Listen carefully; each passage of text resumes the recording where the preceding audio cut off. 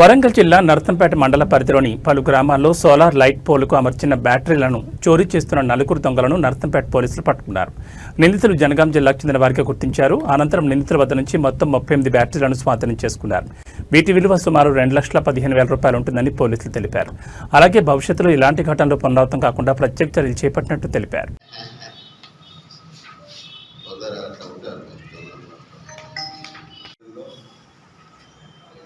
పక్కల గ్రామాలలో గత కొంతకాలంగా సోలార్ బ్యాటరీస్ గవర్నమెంట్ పెట్టినటువంటి సోలార్ లైట్కి సంబంధించినటువంటి గ్రామాలలో పెట్టినటువంటి లైట్స్ బ్యాటరీస్ దొంగతనాలు జరుగుతున్నాయి. మన దగ్గర ఈ మహేశ్వరం, మాంజీతండ, ఇటిక్యాలపల్లి, మాదనపేట తదితర గ్రామాల్లో 14 గ్రామాల్లో కంటిన్యూగా దొంగతనాలు జరుగుతున్నాయి. అలాగే చంద్రరావుపేటలో, కానరావుపేటలో, కానపూర్లో కూడా దొంగతనం చేశారు.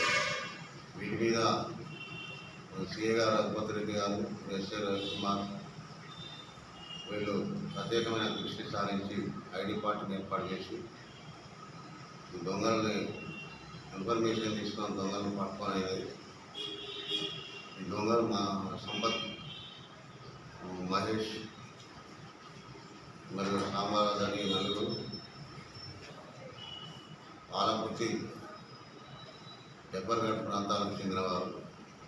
వీళ్ళు నైట్లో వచ్చి రెక్కి నిర్వహించి ఆ గ్రామాలలో ఉన్నటువంటి సోలార్ లైట్స్ను ఆటోల మీద తరలించేవారు. కరీంనగర్లో ఇలా అమ్ముకుంటున్నారు. ఈ అన్నింటినీ కూడా మనం వాళ్ళ దగ్గర నుంచి స్టోలన్ ప్రాపర్టీని రికవర్ చేసి ఈరోజు రెడ్డి గారి దగ్గర ప్రొడ్యూస్ చేశాము.